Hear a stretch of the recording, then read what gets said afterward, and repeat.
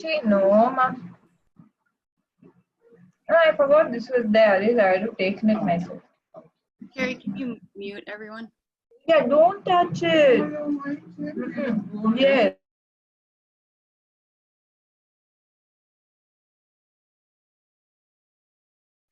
Okay, great. Thank you for muting.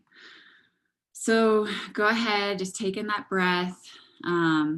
Be in the space where you're able to close your eyes, please do. And just go ahead and picture your cells. Get into that feeling at the visceral level. And my purpose of this is I just want us to tap into our own cellular intelligence. So notice what you feel. Does your body feel light? Do you feel energized? Do you feel oxygenated? Can you feel electricity flowing throughout your body? Just go ahead and tune in and see what you notice. And feel free to share any sensations in the comments.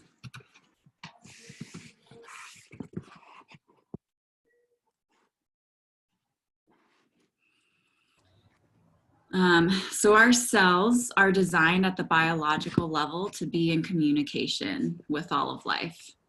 So in order for your body to be healthy, the cells have to be in communication with each other. And this cell communication network happens because of the relationship between our gut microbiome, the microbiome of our soil health, and the mitochondria in our cells. And without a healthy microbiome or a relationship to our ecosystems, the cells actually lose their ability to communicate with each other. So glyphosate is most commonly found in Roundup, and it has been one of the largest disruptors of our cell-to-cell communication. So our gut microbiome is only half of a hair thick, and it's designed to be in relationship with our environment, and it's highly sensitive to antibiotics and different chemicals. Just 2 courses of antibiotics increases our risk of major depression within the next 12 months by 60%, which is crazy. And right now, 26% of Americans suffer with diagnosable forms of mental disorders, including depression and anxiety. So our microbiome starts in our nasal cavity. Being barefoot, smelling flowers, being in the healthy diversity of different ecosystems impacts this microbiome. It impacts our biology, and it impacts that electrical magnetic frequency, which is all relates back to our cellular health. So the food we're putting into our bodies is really impacting our health. When we're eating foods that are grown in stressed environments, for instance, glyphosate, the antibiotic, when it's sprayed on the plants, it kills off that microfungi and bacteria in the soil. And that's responsible for breaking down the nutrients for the plants to absorb. So due to glyphosate, the plants are literally starving, and they aren't getting the necessary vitamins and nutrients and minerals that they need in order to be healthy. And this is leading to a chronic stress state and a weakened state in our bodies. Because the plants are stressed, leaving them vulnerable to mold and disease and pests and insects. And this leads to that vicious cycle of spraying more toxins, which creates that breakdown of the microbiome in the first place.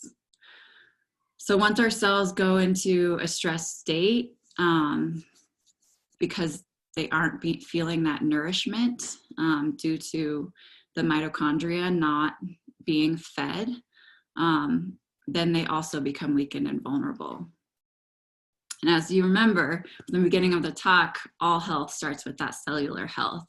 And the cells are what make up our organs and our glands and the tissues in all of our bodies. And when we're talking about reproductive health, we're talking about the tissue health of the prostate gland, the testes in males, and in the ovaries and in the uterus in women. And prostatitis in men actually occurs from acidosis due to lymphatic congestion and a hypo or underfunctioning or suppression of the adrenal glands. Progesterone is an important anti-inflammatory steroid that is produced in the ovaries.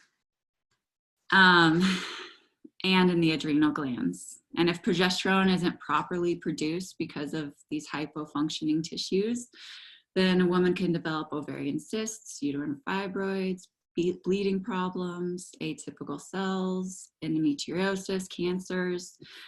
So we don't want to take steroids from an external source because this stops our tissues from producing the steroids on their own. Instead, we want to support the functioning of our adrenal glands and our reproductive organs. And in fact, in animal factory farming, animals are exposed to continuous stress, constant exposure to light, which leads to sleep deprivation and difficulty in, their sleeping cycles. There's perpetual noise from machinery and factory equipment. The animals are separated from their family and their natural environment.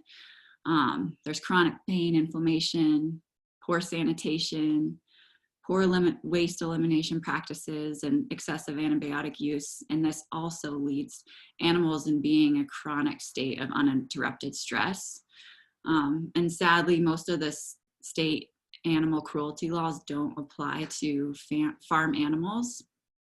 So when we're eating factory farm meats, we're exposed to such high levels of stress, and especially the hormone epinephrine, that our own adrenal glands get overtaxed and stop producing the necessary steroids and hormones that are needed for reproductive health.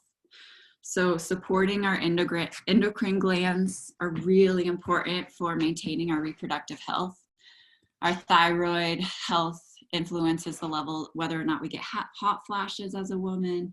Our pituitary gland is related back to our ovulation cycles and our menopausal health. Cramping is related to our parathyroid gland.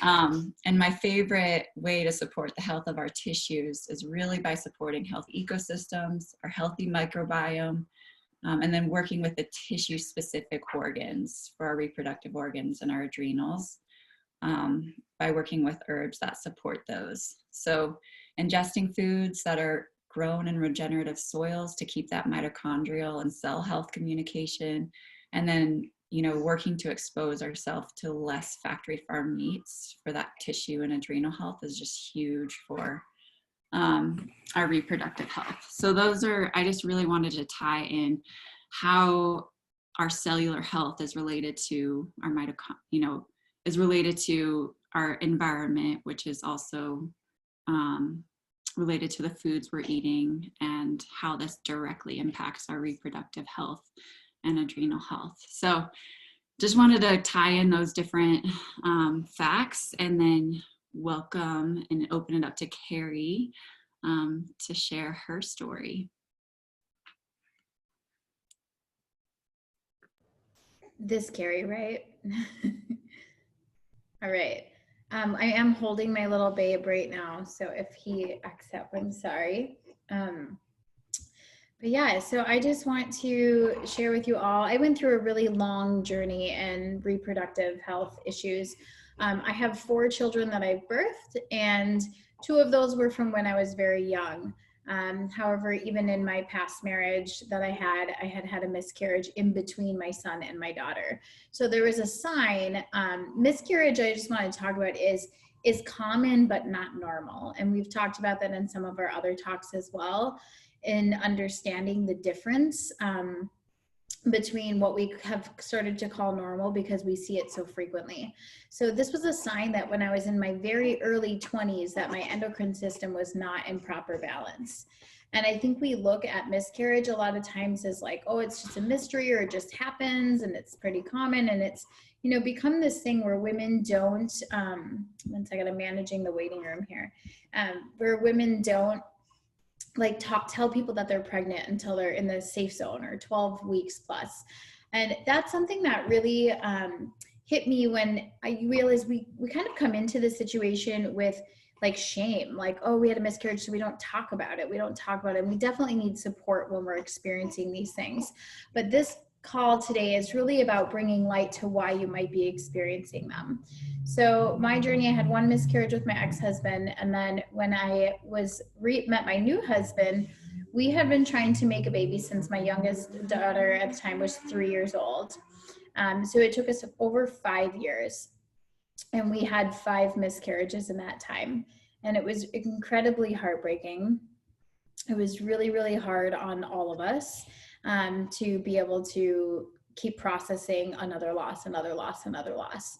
And sometimes, you know, the most common time, like it would be between 8 and 10 weeks. And I want to talk about why that is. But then one of them was at 14 weeks. So then it was extremely heartbreaking and just couldn't understand why we kept experiencing this loss. And I was having several other symptoms. So it wasn't just miscarriage. It was fatigue. It was belly issues. It was constipation. It was lightheadedness. There was all these other things that were coming involved. And this was what really triggered me to look deeper into my health issues. And so, in weight gain as well. And so I was experiencing all these things. I found out I had autoimmune disease. I had Hashimoto, I had lupus, early onset lupus. So it wasn't like full blown yet, I guess, is how they explained it to me. And I went through a big healing journey actually with Carrie Tidwell many, many years ago. And that is how I healed everything in my body, is through regenerative detox. So I started working on getting my kidneys to filter, getting my lymph system to move, etc. We'll dive into that later. But the point is that I got to a level where on paper, I had nothing wrong with me in blood work. And the reason why I want to explain that is because so many women come into this clinic here, and so many women say, like, on paper, the doctors have no idea why I can't get pregnant. And they label you as what's called unexplained infertility. And that is a really harsh label for many of us women to bear. And I also want to just explain that half the time, or a good percentage, 33% of the time, it's the woman. 33% of the time it's the man, and 33% of the time they don't know the factor. So us women in general, I think we can take a deep breath and just start to look, we have to look at the whole picture. But when we get labeled with this unexplained infertility, it can be incredibly heartbreaking. And then we feel broken. We feel like, what's wrong with us? And I'm not going to actually say there's nothing wrong with you, because there is something wrong at the cellular level. So instead of looking at not getting pregnant or experiencing miscarriage as this like terrible, horrible thing that's just heartbreaking, instead turning that thought around and looking at it as a blessing that your body is not ready to bring in another human, because you aren't firing on all cylinders. Basically, you aren't going to produce a healthy child in the sense of vibrant health, because we pass down our weaknesses. So the body is simply saying, I'm not ready to carry a baby. I'm not ready to grow a human. So first I want to put that point out there. And then after I had done all my detoxification work, and my numbers were good on paper, like my thyroid read normal, I had no antibodies, everything looked great, I still had 2 more miscarriages after that. And I was just puzzled. I was like, what is it? I've done all the things. And I couldn't figure it out. And it was just really, it was more gut and nervous system healing. I wasn't done yet. And so I really dove into that. And I dove into another practice called Arvigo Maya abdominal therapy as well. And so many of us most of what we experience in reproductive health is directly related to our digestive health and to our pituitary health. But then there is a small portion of that can also be related to the placement of your uterus and your nervous system. And so the reason why abdominal therapy is so cool is because it balances the uterus, it puts it in the right place for pregnancy. And we also assess the cisterna chyli, which is your nerve hub, and getting all the nerves to communicate in the endocrine system just through movement. So all abdominal therapy does is open up what's called the 5 systems of flow. So arterial and venous blood, lymphatic system, nervous system, and chi, your overall energy. And those 5 elements are true for abdominal therapy. They're true for regenerative detox. We always have to have flow happening in our system. And so if you are struggling with pregnancy, or you're struggling with PCOS, or you're struggling with painful, heavy periods, this is a sign that your body is in acidosis instead of alkalinity. And so a couple of things I would like to touch on is a heavy period. So we should have no more than 3 to 5 tablespoons of blood in an entire cycle, which is actually not that much blood at all. And most women are shocked when they hear that statistic, because some women can't leave the house. They have so much heavy blood happening. And so this is another example of when we should turn to the animals. So when you look at the animals, they lightly spot. They don't bleed like crazy. And so when we are heavily bleeding, there is sometimes a placement issue in the uterus. Maybe you're posterior anterior, but usually posterior, meaning tilted forward. But usually the heavy blood is a sign of high acidosis, where your body should be able to actually start to reabsorb the blood back into the system. But when it's too acidic, it can't. And it will keep stripping that endometrial lining over and over and using your cycle as a purge time for your body to clean and become more alkaline. And so at the heavier the period you have, the heavier lymphatic waste and buildup you have. And that also will connect in with the health of the liver and the gallbladder.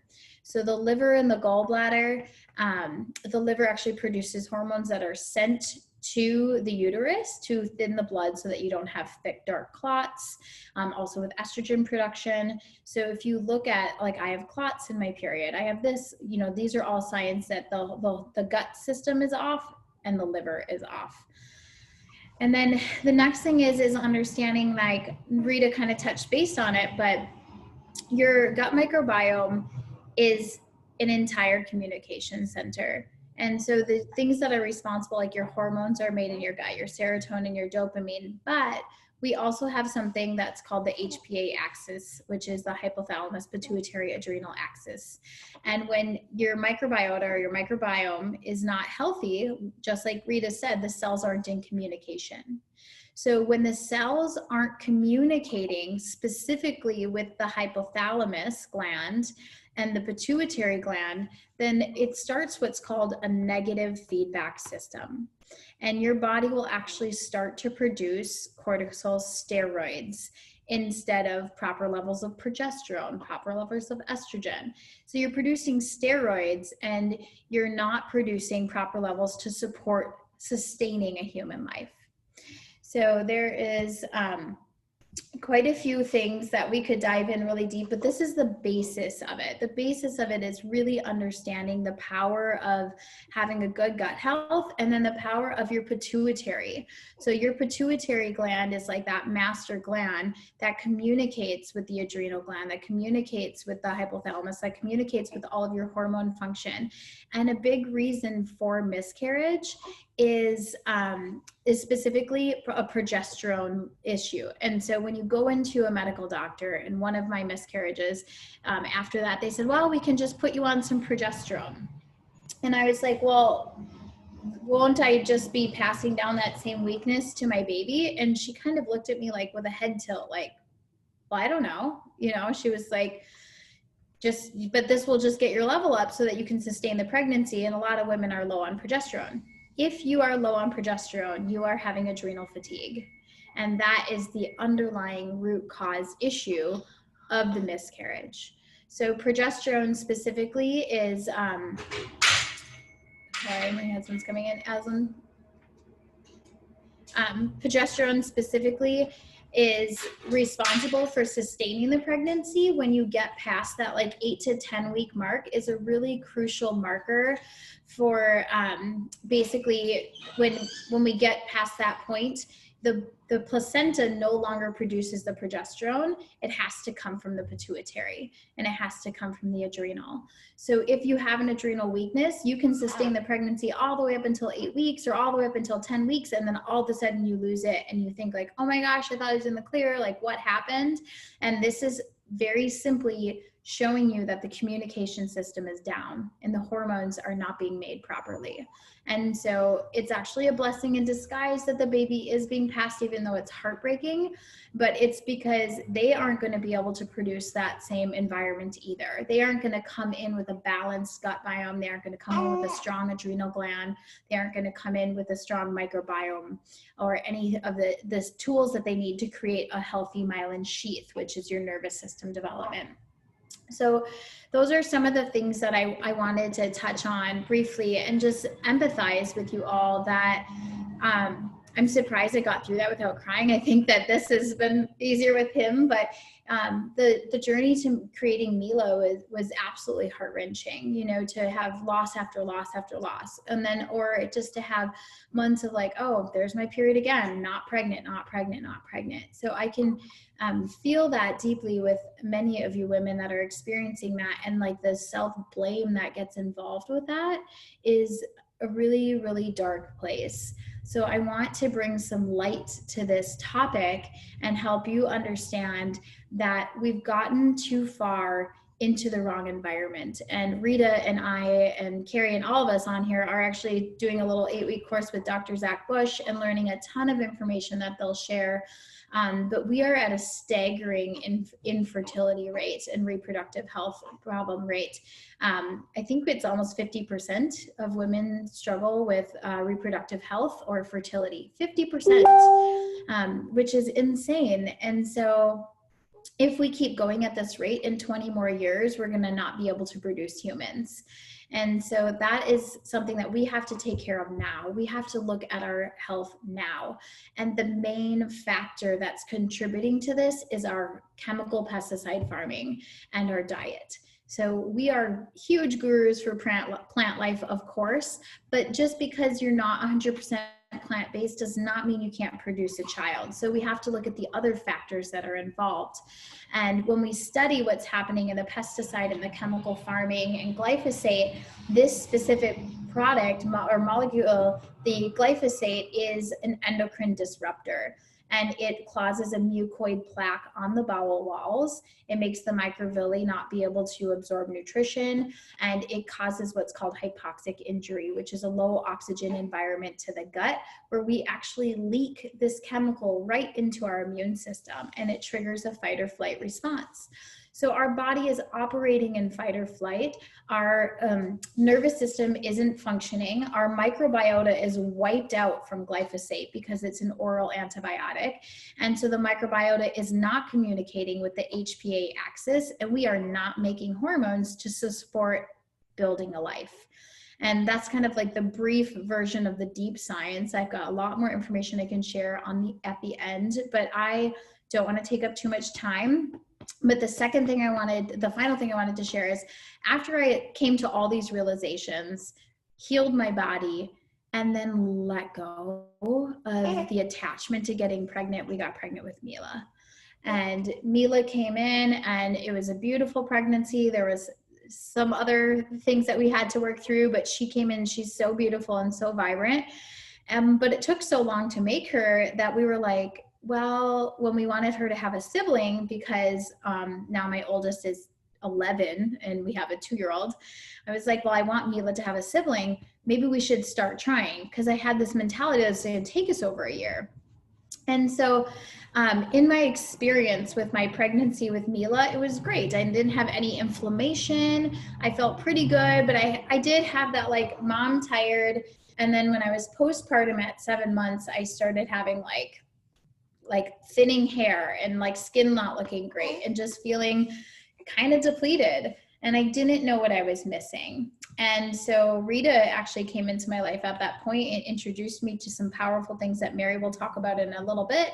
And I integrated in sustaining my body with some deep regenerative superfoods and amino acids and gut healing herbs. And that's the only thing I changed. I just added those things into my life. And then we started trying to get pregnant with this little guy. And to our huge surprise, it took one try. We were like, and we're pregnant. So I just wanted to share that when you get into this level of vibrant health and you have your systems communicating, it becomes an easeful situation. And then you know that you're bringing in a life that's healthy, that's vibrant, that's ready, that has an immune system. So if you find yourself, if you're a woman that has yourself in a place of extreme sadness and loss and you're in a rush to get pregnant, I highly encourage you to just slow down, to take some time to heal your body, recommended at least 90 days. and communicate with one of us, and we'll help you get on a protocol and share some amazing herbs that will heal this up. And then you can have a really healthy, happy pregnancy and a healthy, happy child. So I'm going to turn it over to, I believe, Carrie Tidwell now. And yeah, thanks for your time, everyone. Well, thanks, Carrie. Thanks. What an incredible, powerful story and healing journey that you shared. Yeah, just beautiful to witness your transformation through all of that and seeing your 2 new beautiful babies. So yeah, thank you for sharing all of that and all that you learned. Like she said, my name's Carrie Tidwell. I'm a proud mama of 2. I have a 14-year-old daughter, Kelly, and a 2-year-old little guy, Sonny. And what a beautiful gift that we have, this ability to create another life in a human. I just wanted to take a moment to acknowledge that, like all of the miracles that have to happen to be into place to create this life and all of what our bodies go through. And ever since I was little, I was curious about health. I just didn't have the right guidance and information and education about it. And so through my parents' divorce and like going to Food for Comfort and, you know, eating out of alignment with my body and what I was taught, like wrong information. And so I would drink a lot of milk thinking it was good for me. And I grew up with many ear infections. And to make a long story short, with all that, I've accumulated some not the greatest habits that weren't in alignment with like what my body was designed to eat. And so as I got older, I started experiencing more symptoms with digestion, chronic fatigue, chronic pain. I was getting lightheaded. Just a lot of things were coming up that weren't normal. They were just, like Carrie said, common. But a lot of people think are normal. And as I got older, I started to get allergies. And I was like, I've never had allergies. And so all this stuff was happening. And well, I'll get to that actually later. So let's just go rewind the tape a little bit. And I wanted to share my experience. So after I had these habits, when I first got pregnant with Kelly, when I was in my early 20s, I immediately was like, I want to know what to do, what to eat, what vitamins to take. I had another life I was, you know, raising in my belly. So I wanted to do the best I knew how at that time. And at that time, I didn't have the awareness I have now. And so I'm going to talk about the differences of the 2 pregnancies and what I discovered with changing things up. And so when I was pregnant with her, I did the best I knew how. I didn't have the regenerative awareness that I have. And when I had her, she was breech. And so they did a C-section. And when they cut me open, they found many large cysts. And they were surprised I even got pregnant in the first place. And they debated taking them out. They didn't take them out. They sewed me back up. And I remember when I was recovering from the C-section, I was in so much pain. I lost a ton of blood. I was on pain medication, and I remember being home and just like in pain all day. And they actually had to cut me off. Like they wouldn't give me any more pain medication. And I'm not one to take medication unless I really need it, but I was really in a lot of pain, and I was so exhausted with her after I had her. And so fast forward years later, I still had certain habits because I wasn't that informed with what types of foods and what type of lifestyle I was leading. And so I was still eating similar things from childhood, not knowing any better. And as I got older and wanted to have another baby, I knew that my body was not in a good way. This is where I was getting lightheaded when I was standing up. My digestion was off. My energy was off. I didn't feel right in my body. My menstrual cycle started to get weird, and I would get like sore breasts for like more than just that week. So I knew something was off in my body, and I knew a doctor couldn't fix it. Like I didn't want to take a pill. I didn't want to do anything like that. I knew I wanted to go into some type of healing, and I'm super grateful that I found regenerative healing, and I learned about Dr. Morse, and learned the regenerative healing protocols, and it like a light bulb switched, and I was like, this is what I need. I need to like cleanse my body and get it as healthy as I can before I get pregnant. Because what I learned, and Carrie touched on this, is we pass down our genetic strengths and our weaknesses to our kids. And I thought, oh my gosh, if I'm like not feeling well in my own body, I don't want to pass this down to another child. If I already had the lightheadedness, digestion, I wasn't feeling well, I didn't have a lot of energy. And so I knew I had to make a shift. And as I did that, I wanted to take at least a year to really like thoroughly get all those symptoms that were causing me harm to like not be there anymore. And so I did the regenerative work.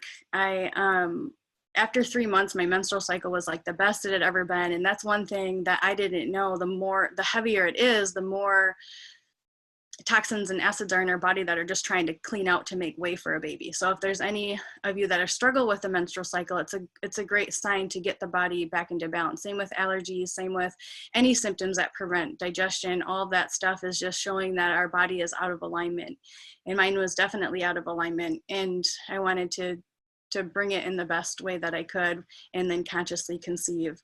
And when I decided to do that, we got pregnant on the first try. After I like did that and balanced out, we got pregnant with Sunny on the first try, and went through that pregnancy. I ended up having to get another C-section. And so when they cut me open this time, I had 2 small cysts. Well, I knew this before, but I had 2 very small cysts. So I cleansed a lot of those large cysts out before. And I also, they were surprised at how good the scar tissue looked. So I attribute that to all of the work getting my body ready that had happened. And I barely bled after him. And I was just like comparing both C-sections. So 12 years later, you would think, your body would get a little bit more on the degenerative side, but I was like regenerating and feeling better 12 years later than I was earlier. And so I barely bled this time. I think I only took pain medication, if at all, for only a week. And then when I was home, I didn't need it anymore. My energy was so different. Even though you're sleep deprived because you're not sleeping through the night, I didn't feel as exhausted as I did with my daughter. And so my energy levels were better. Just so many things from creating this lifestyle shift and regenerative shift happened that I attribute to a healthy recovery too as well. So it's not just about getting your body ready, but then also like, can you bounce back? Can you take care of yourself afterwards? And I got to experience the difference in that with both pregnancies. So yeah, sleep was better. I want to make sure I covered everything. So one of the biggest gifts that I believe our bodies can give us are having these warning signs presented. So if there's anything in your body that isn't feeling normal, but it might be common because a lot of women are going through it, take a look at that and seeing how those symptoms can be sacred messengers to bring us back into alignment, whether it's digestion, our hormones are off, pain, anything that's presenting in your body as a symptom that you want to fix or get better could be a sign of what you need to focus on to get your body as healthy as possible. So we pass down genetic strengths and weaknesses, because it's not out of the blue that all of a sudden, babies are born with cysts and tumors and leukemia. Like we create this unconsciously, not realizing the parents before didn't take this time to learn regenerative healing and how to get the body in the best way. And it's no one's fault, because we have an environment in a society that we're spraying chemicals, where there's so many toxic chemicals, and what we put on our skin and what we drink and breathe and all that stuff. So it's just really, once you learn all of that information, you can take control with your own health and with your own home and start there. Because I remember when I learned all this stuff, it could be overwhelming, all the things that need to shift. Like I changed my toothpaste, I changed my skincare, I changed what I put on my skin, the types of clothes I wear, all that stuff plays a role. Plastic, with too many plastics too, not only does it ruin the environment, but when we like microwave stuff in plastic, we get the more estrogenic qualities from all of that, and that messes up with our hormones as well. And so like just being more conscious of everything I buy and bring in my home and put on my body can make a huge difference in my health, or in our health and our environment. So really vote with your dollar on getting products that don't have these chemicals in them. You know, buying organic, buying local, supporting regenerative farming can be really helpful. Two really beautiful plant medicines that can be helpful is red raspberry leaf. That's great for toning the uterus. And I recommend, even if people are wanting to get pregnant, to start drinking this before, so your body's used to it while you are pregnant, to drink it during pregnancy. Another thing, what Carrie mentioned, is my abdominal massage. That's incredible, I think, for not only fertility stuff, but digestion, misplaced uterus, and just connecting back in with your body. And with that treatment, you learn self-care. And so seeking that out is so helpful for men and women, to make sure there's no congestion anywhere and things are flowing well. And then another thing that is helpful with fertility is a flower essence called Easter lily. And this is really helpful as well. So if someone's struggling, obviously do all of the regenerative stuff, get your body into balance, and you can take these amazing plants to help assist in that. And so one of my biggest gifts is listening to my body, because not only did I want to make way for my future baby, I'm feeling a lot better in my own body and my own health, my skin, my energy, my digestion, all of that. So it's like a blessing in disguise when you have those symptoms presenting, because it gives you a roadmap of what to do to focus on. And I'd like to end with an analogy or a formula that Professor Arnold Ehret says in his book called The Mucusless Diet Healing System, and it's V equals P minus O, which is vitality equals power minus obstruction. And so when we move the obstructions to the flow of energy in our body, in our lymphatic system, in our colon, in our anything that's congested, we remove that, we have that vitality and power, and things can start to flow, and our cells can communicate better, and things can be more in balance. And so I'll leave you with that and pass it off to you, Mary Beth. Yeah, thank you so much, Carrie. And man, there's been a lot of really, really good information here. I hope you guys have been taking it in, taking notes.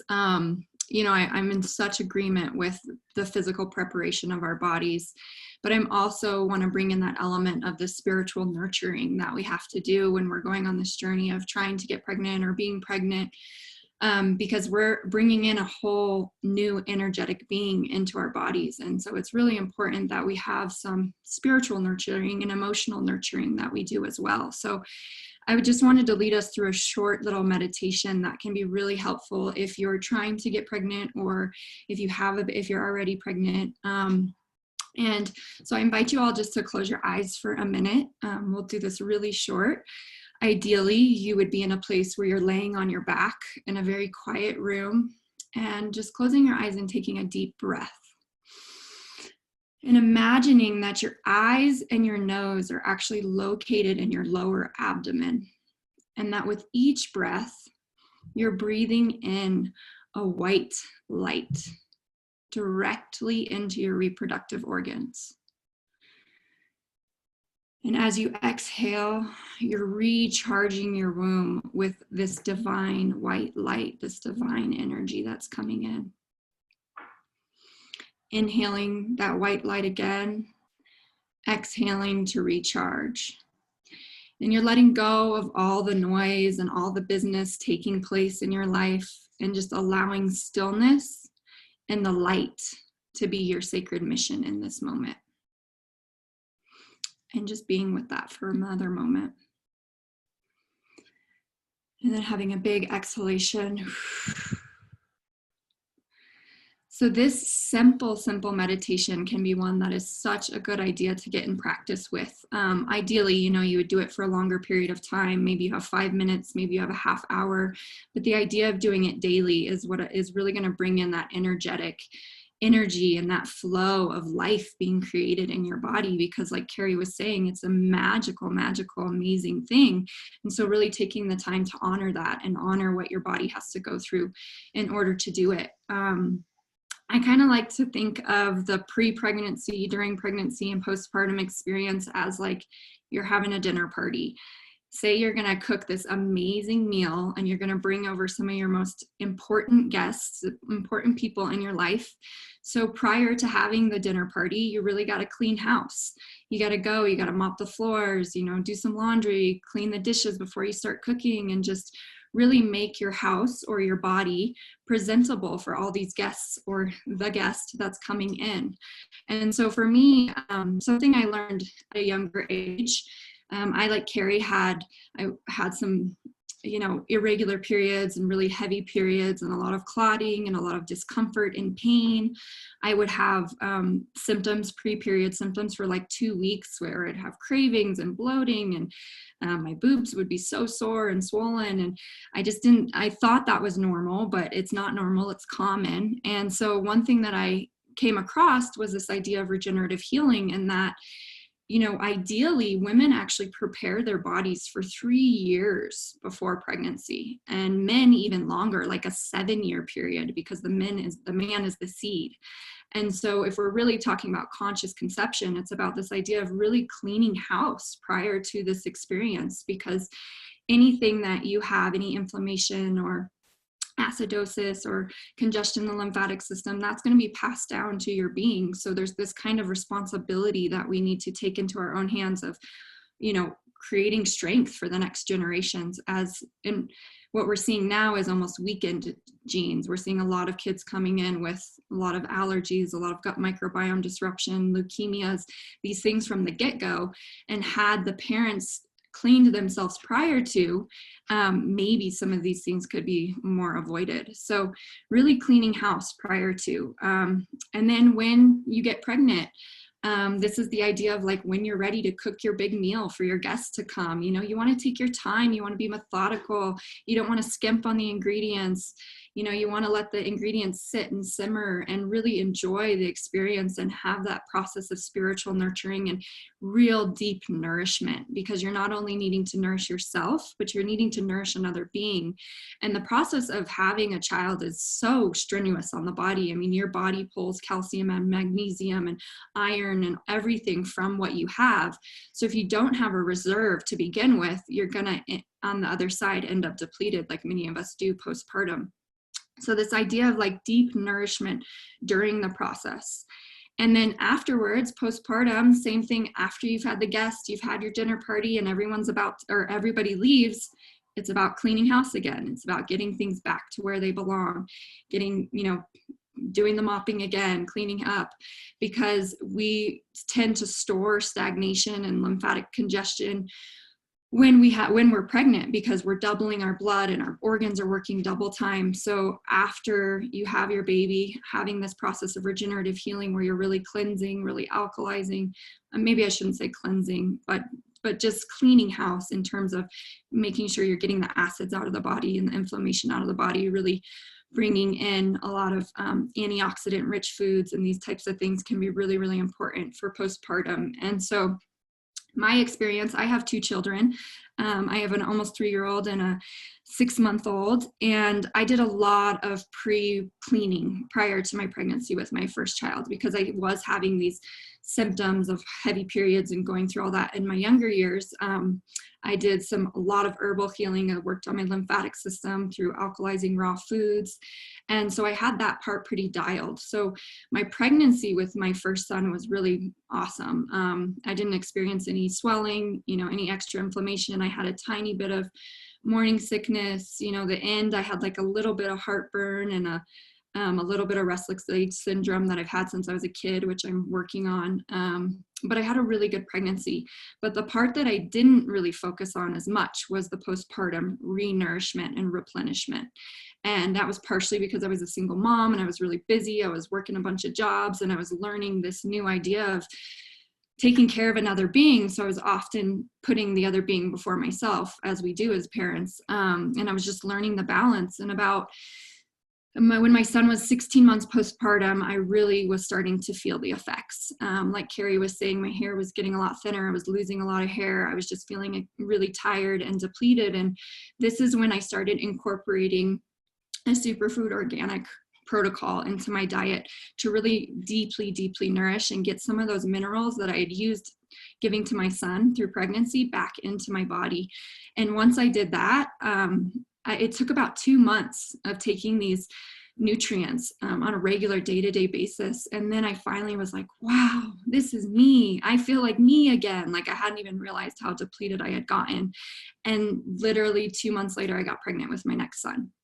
Kind of same experience as both Carrie's. As first try, I wasn't even trying actually. It just, you know, after replenishing and renourishing it happened. And so some of the things that I noticed just from the differences of my pregnancies is in incorporating this organic superfood protocol. Carrie was talking about that. We bring in some plant-based amino acids. And for one, with my second child, when I got pregnant, if I ever at the tiniest bit had a little bit of morning sickness, I would take my amino acids and it would nip it in the bud like that, because it's the cleanest source of protein that we can give to our bodies. And so that was an amazing incorporation to really help with that. And I've also noticed having those in my system as I'm nursing, my milk is just so sustained. I have an amazing supple flow of milk. So incorporating those amino acids were kind of a critical piece that I think I didn't have with my first one.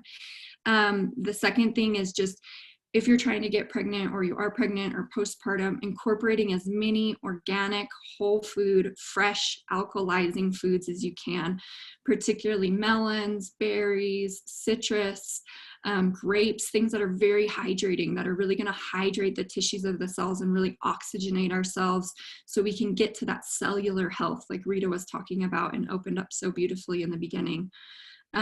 The third thing I noticed that was really amazing to incorporate, which is part of the organic superfood protocol, is a very micronutrient, raw organic shake. Because one thing I noticed is just eating a meal, I really wasn't getting in the amount of nutrients that I needed postpartum. And so incorporating this shake, I was able to have it on hand. I think that's another reason I got depleted in this with my first kid postpartum, was because I was so busy. I'd reach for some fruit and eat that, but then I would run out of fruit and I would find myself reaching for a piece like a bagel or something instead of actually really nourishing and hydrating my body. And so having something on hand that is easy, accessible, and very, very nutrient dense is essential for not only your baby, what he's getting through your milk, but also for rebuilding. The other thing we incorporate is a tart cherry concentrate, and tart cherries are an amazing, amazing fruit. They're super good for inflammation, they're free radical fighting, and they're the only food and fruit on the planet that actually has naturally occurring melatonin. So what it does when you ingest it, it helps your body get back into natural circadian rhythms. And as we know, the whole experience of pregnancy and postpartum can be your sleep patterns just go crazy. So the idea is that when you ingest tart cherries, it helps you to sink into deep REM sleep. And when you do this, you're not necessarily sleeping longer periods of time, but you're sleeping deeper when you are sleeping. And that's something I incorporated with my second baby. And, you know, I take that before bed every night and it goes through my milk, and he sleeps deep, I sleep deep. And even though maybe I'm only getting 3 hour, 4 hour stints of sleep at a time, I feel like I've slept deep versus just kind of like my eyes fluttering the whole time or my adrenals kind of going off. So that's a really helpful incorporation, as well as, you know, if you're trying to get pregnant or you're pregnant or postpartum, it's really important to let go of, you know, being on technology at minimum an hour before bed, and sleeping in dark, because like Carrie Drinkwine was talking about, our endocrine system has so much to do, our parathyroid or pituitary or adrenal glands, it has so much to do with the health of our body in preparation for housing this being in us. And so technology can really throw off our endocrine system and our adrenal glands. So taking a break 1 hour before sleep at minimum can be really, really critical for letting the body reset and replenish and just reboot. Other tip that I wanted to come in with is Carrie Tidwell already suggested it, but red raspberry leaf tea and red clover tea, as well as nettle tea, can be really, really beneficial to start incorporating before you get pregnant, or if you're trying to get pregnant. They really help with iron levels. They help strengthen the uterine walls, as well as dates. So if you are trying to get pregnant, I would suggest eating up to 6 dates a day. And if you are pregnant, they actually help with a smoother birth because they strengthen the uterine walls and just help with the birthing process. So dates are amazing. And then in terms of really nourishing yourself with other deep nutrients, things like chlorophyll and high quality vitamin C from a whole food source will really help your body to have stable iron levels and energy levels during your pregnancy. So it's a really good thing to start doing before you get pregnant, to really build strong blood and strong blood vessels prior to pregnancy. And then if you're in the phase of trying to get pregnant and you're looking for more, herbs to incorporate and foods to incorporate, some of my suggestions for foods, these are actually, if you know of Anthony Williams, he's the author of the Miracle Medium book. He talks about incorporating bananas, avocados, cherries, like I was talking about, asparagus, celery, leafy greens, dark leafy greens, sprouts and microgreens, and again, the raspberry leaf and nettle tea, all to really just start nourishing your body prior to. And then if you are looking for more herbal support, the man, Dr. Robert Morse, who all of us here have trained with and studied with, he has some amazing male reproductive and female reproductive tonics to really go in there and strengthen the uterine walls and really just feed the reproductive organs for both male and female. So that's something you could reach out to any of us for. Check him out online at the Dr. Robert Morse Herbal Health Clinic. He's got some really amazing reproductive tonic blends. And then the last component that I would say is really essential is what Carrie already talked about, but balancing the gut microbiome. So what they're finding is that babies, they're finding glyphosate in babies' umbilical cords nowadays, which is really scary because that means babies are coming into this world already with their gut microbiome compromised. And like I was saying, that's why we're seeing so much food sensitivities and asthmas, and the list goes on of our young kids and babies coming in already not healthy. I think a quote from my mother's guru, BKS Iyengar, he says, you're lucky if you're born healthy. And that to me is kind of sad because we can control it in a lot of ways. We can control what we're putting into our bodies, and we can control the consciousness that we're putting in so that our babies can come out feeling full and alive and at their best selves. So cleansing the gut microbiome includes, alkalizing foods and some of these herbs, but also getting the glyphosate out of your gut microbiome prior to conceiving. And also, it can really help with postpartum depression and these types of things. And as we know, when you get pregnant, you get a whole flood of hormones coming in the body. And so your moods can kind of get really out of whack. And the more stabilized your gut microbiome is prior to that, the more stabilized your moods are going to be, because there are so many neurotransmitters in the gut. And so much of our hormone production is in the gut, including, neurotransmitters like serotonin and dopamine. And so when you get that really balanced prior to, you're going to have a better ability to have mood stabilization during the process. And I can honestly say, after I incorporated what we call our biomedic, which really helps getting the glyphosate out and restabilizing the gut, I haven't had an ounce of postpartum with my second kid at all. With my first son, Faya, I had a little bit. I could feel postpartum depression kind of creeping in on me at times, but with my second, my moods have been so stable. I've just been really balanced the entire time. So with all that being said, if you're like, wow, this has been good information, and I want to learn more about preparing the body, and I want to learn more about nourishing the body once you've been pregnant and postpartum, we do offer these 30-day ultimate lifestyle transformations. And we're actually having one come up. We're hosting it, myself and Carrie and Rita, and we start September 8th.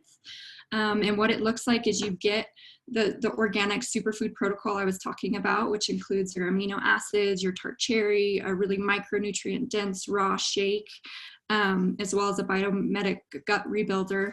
And then if you're pre-pregnancy, we also incorporate a parasite cleanser so that you can start getting some of these acidic waste and inflammation out of the body. And if you're pregnant or postpartum, you just don't do the parasite part. So we start with that, and then we also guide you through a 30-day program of just really incorporating and nourishing, alkalizing organic foods and herbs. And we actually have an online platform where we lead you through. It basically has an abundant amount of resources and informations and videos where we're talking about how to really get to this level of regenerative health that we're talking about. And we do weekly question and answer Zooms so that you can be really supported and you can be in the experience together with other people, and we can learn from each other and ask questions. And so it's really about, we're just trying to offer this as a vehicle for people who are trying to get into that pre-cleansing period of like, I really want to cleanse this vessel for what potentially could be coming in.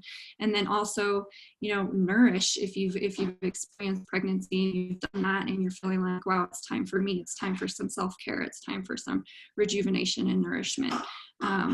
It's also fit for that too. So I just want to thank you all, everybody, for coming this morning, and I hope you got some good nuggets in there that you can apply to your life and share with your friends and family. And we will be sending out an email. If you register to our event through Eventbrite, we'll send out a follow-up email with the recording of this. You can watch it again, and we'll also send some details on our transformation coming up, as well as, you know, incorporate some of this information kind of as like bulletin notes for you guys to have and just kind of dive in deeper. So I think we have a little bit of time to go into some question and answer. If anybody's watching that really has some more questions they'd like answered or to talk about what we've shared.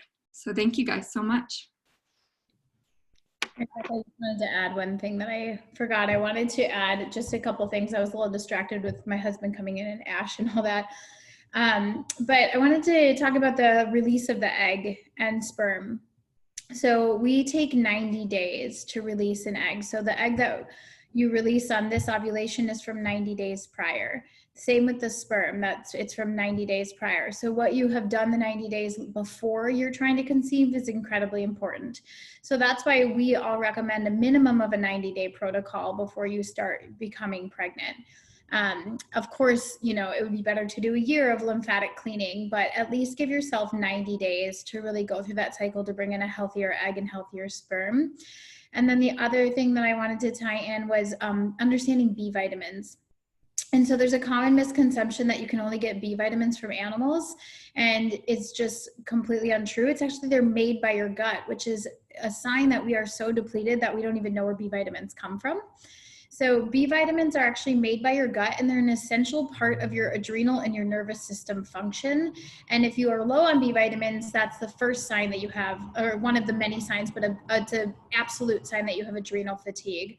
Because these B vitamins are an essential part of also producing your liver enzymes, your adrenal hormones, and your blood health. And so these are actually produced by the gut. And then when they're produced in basically anything that depletes this, so like the glyphosate that we were talking about completely wipes out your B vitamins and your microbiota, but even up to just 2 ounces of coffee or alcohol a day will deplete your B vitamins. So if you are trying to conceive, or if you have really heavy periods, really look at what's going on, what am I doing to my gut biome? And then if you have this environment of low B vitamins, you're lacking magnesium, and magnesium is actually stored in the blood, which a lot of people don't know about. And this is where the enteric nervous system, this is all this system that we've all touched on, is called the enteric nervous system. And it's actually a mesh-like, it's like a mesh-like myelin sheath of neurons that communicate with each other to create healthy digestion, reproductive, and hormone health. So when you have an imbalance in this area, your entire enteric nervous system is down, and then pregnancy becomes pretty difficult. So we just want to bring light not only on pregnancy, but men even having issues of like feeling like you can't fully empty your bladder, or you have to push your stream out, is a sign of prostate inflammation, which is coming from lymphatic accumulation. So how acidic is the man's diet?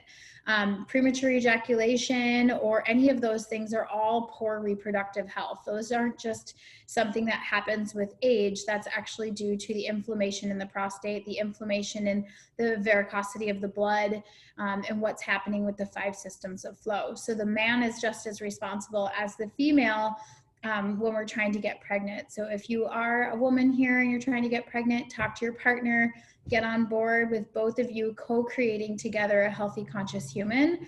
And if you're not trying to get pregnant, but you've just been confused about your periods and your cycles, start with your gut health. Clean up the gut, and if it's still not better, then you need to go to the pituitary gland and really address with some pituitary supportive herbs, or possibly a glandular if you're really degenerated. And any one of us can chat with you about that at any time. So yeah, if anybody has any questions, we'll happily answer.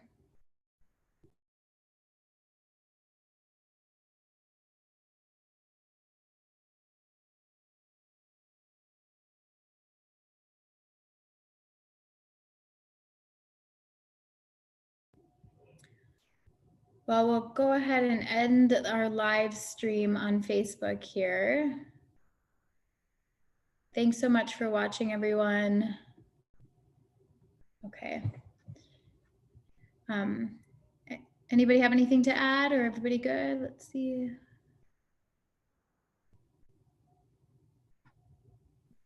I can just say thanks for this information. I just truly feel it's really vital that this awareness gets out there so we can, you know, start with ourselves and our homes and spread this awareness out, because at the rate we're going, we're not going to be regenerating healthy humans. And this information, I feel like really saved my own life.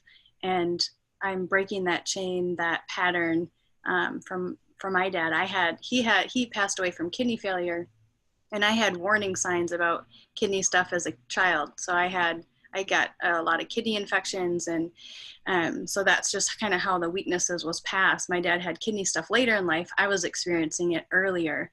And so if we can really get to the root of this stuff right away, we can really help ourselves and our families. And so even if you didn't do this work before you had kids, it's okay. You can just start now and start your kids off now on a healthy path. And we're going to be sharing about raising healthy kids on the next one. And I'm so excited to share this subject because I just feel really passionate about it, just as well as getting our bodies ready to conceive, but what we can do if we already have kids, and how to transition and all that. So thank you all for being here, and thank you, ladies, for sharing all your wisdom, love, and knowledge.